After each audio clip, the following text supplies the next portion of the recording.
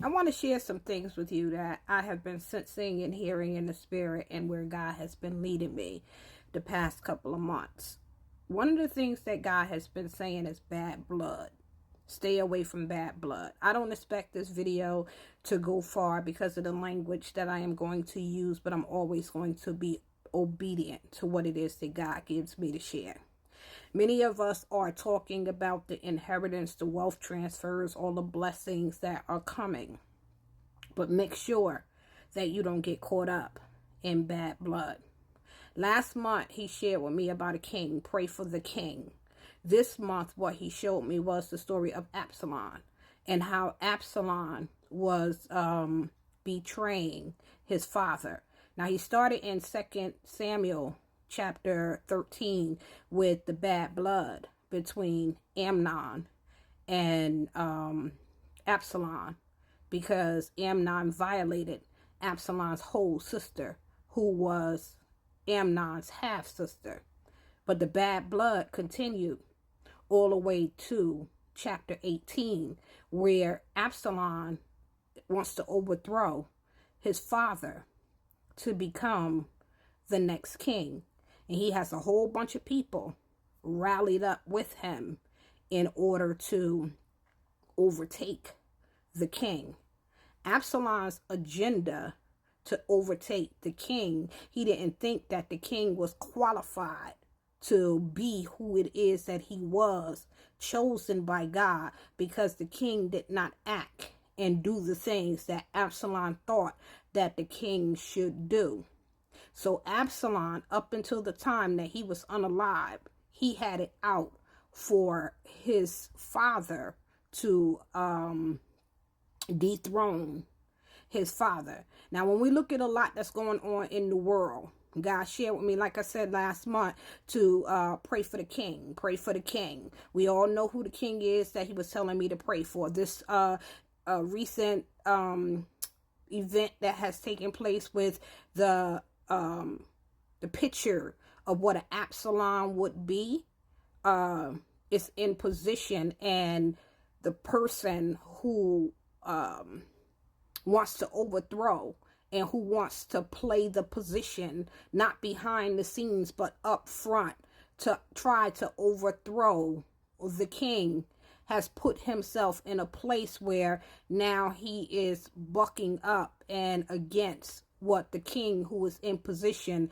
is deciding to do, make the choice and the stance that the king has chosen to make, because the person in position is the total opposite, who is the darkness of the light that is put into position, that God ordained to be put into light. But one of the things that God showed for those of us who are the chosen, there are people with bad blood.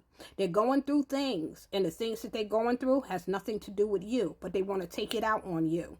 They want to take it out on you, some of you because they can't figure out what makes you tick. Some of you because they think that you should be doing something that they want you to do instead of you following the lead of God. Some of you because you push back, because you have gotten up from the table and walked away from some things. Some of you because it's family members who feel like you should be doing what they do, saying what they say, acting how they act. So it's bad blood between you, but you don't have bad blood with anybody. The only thing you are, the remnant walking in according to God's will and his plan. You are part of the walking in the new wine and things of that nature, and on assignment and walking in agreement with God. But there are people who have bad blood with you, even though you don't have bad blood with them. Make sure that you don't get caught up in anybody trying to pull you out of, trying to irritate your spirit and trying to get you into a place where, because they are miserable, misery loves company, because they are not happy, they don't want you to be happy, because they think that you should be doing something that they want you to do instead of you following Christ. They want you to follow them. Or either if it's family members who think that you should be a part of this family.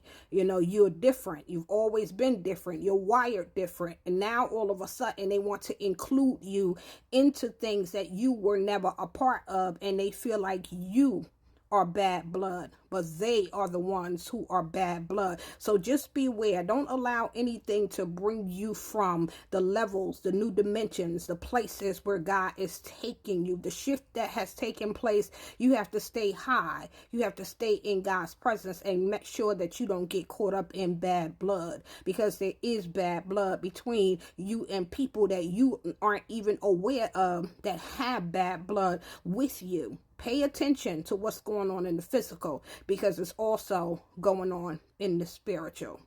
Stay away from people who you sense, who you discern, who you know are throwing darts and arrows and all different types of things. Don't even respond. One thing about the remnant, God deals with many of us.